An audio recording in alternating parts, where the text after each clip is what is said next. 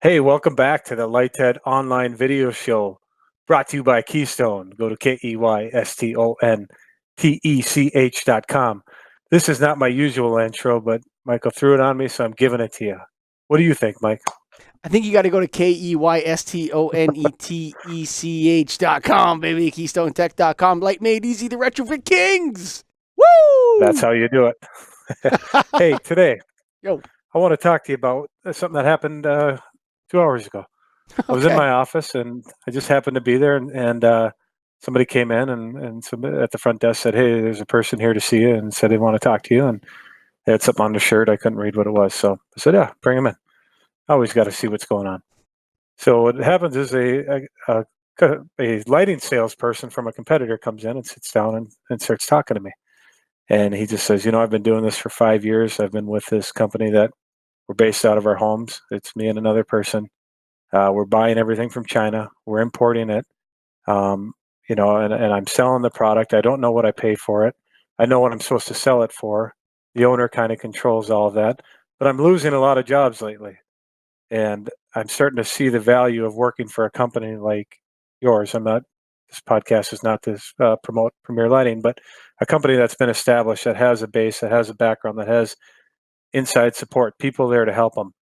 And I thought that was interesting. And I listened to him and I said, we'll talk. I'm not sure where it's going to go. But the point of saying that is I think these small startups, these people that have, started out of their homes, which we can't necessarily knock, but some we can, is starting to die out. I think that is starting to go down some. I don't know about in your marketplace if you're seeing as many startups, but I think the startups in the lighting market are over. And I think the ones that did start when it was hot are feeling the pressure now and starting to realize that if they want to stay in this game, they need to be with an established player. How do you feel about that? Well, it's interesting because there's 1 million Chinese people in Toronto. Mm-hmm. Okay, so Toronto has the greater Toronto area. So the greater Toronto area probably has a population of, 5 or 6 million people. And officially, there's like 600,000 Chinese people.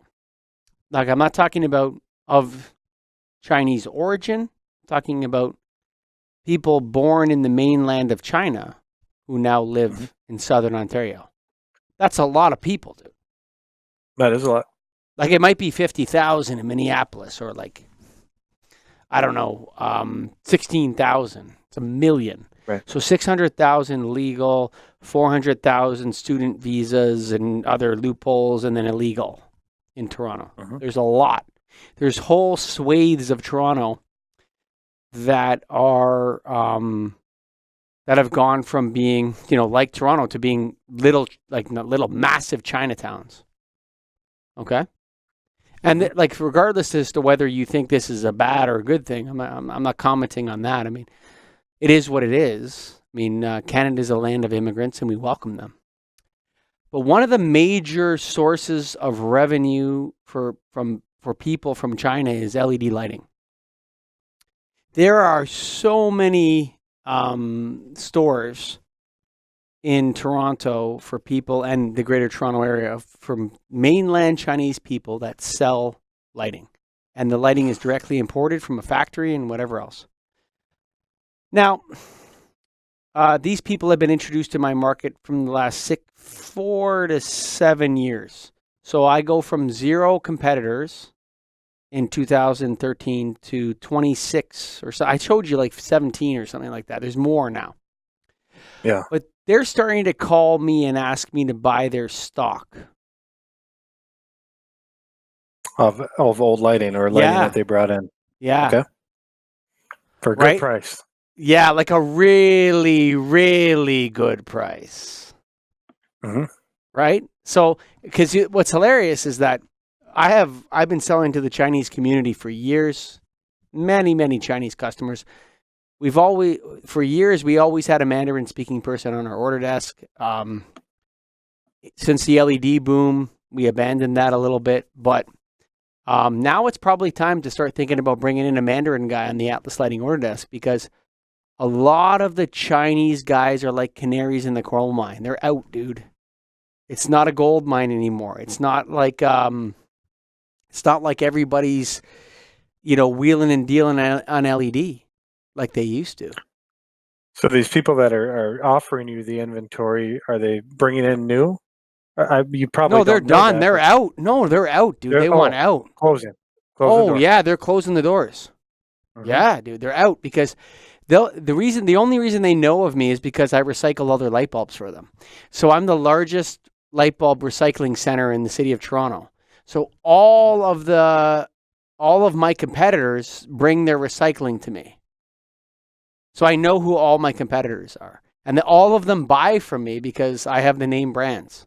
So they'll call me up and they'll be like, you distribute this, right? I'll be like, Keystone Technologies, go to KE, right? Whatever it is. Like I have access to all the big stuff that everybody wants on the niche side. And then everybody's got your 4-foot ballast bypass, DLC rated, premium plus, whatever DLC's got going right now. Not to criticize those guys, but they're getting their lunch eaten.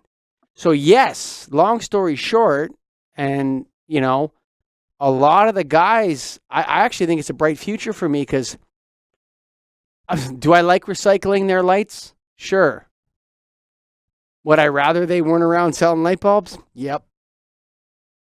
I can imagine every time you see a pile of recycling come in, you're like, shit, I wish I would have sold that one. Yeah, dude. I know so the thing is, like, they have to have the site on their certificate.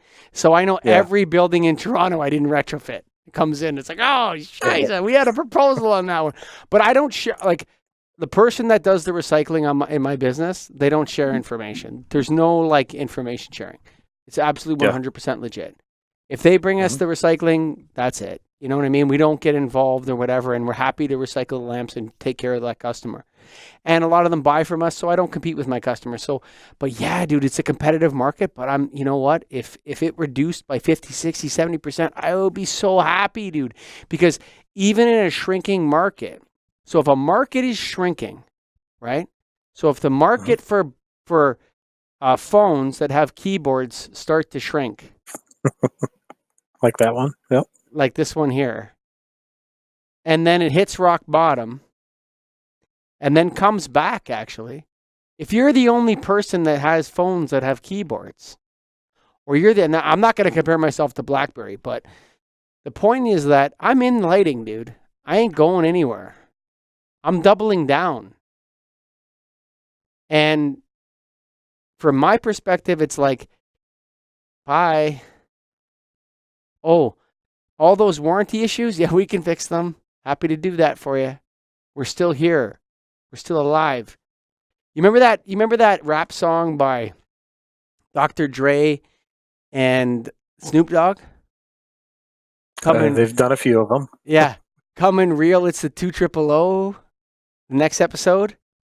Oh, yeah. Sure. Yeah. I'm ready for the next episode, bro. I'm with you. This has been the Lights Out Online video show brought to you by Greg Ehrich of Premier Lighting and, of course, our friends at Keystone Technologies. We love Keystone. Go to KEYSTONETECH.com, baby. KeystoneTech.com. Light made easy, the retrofit kings.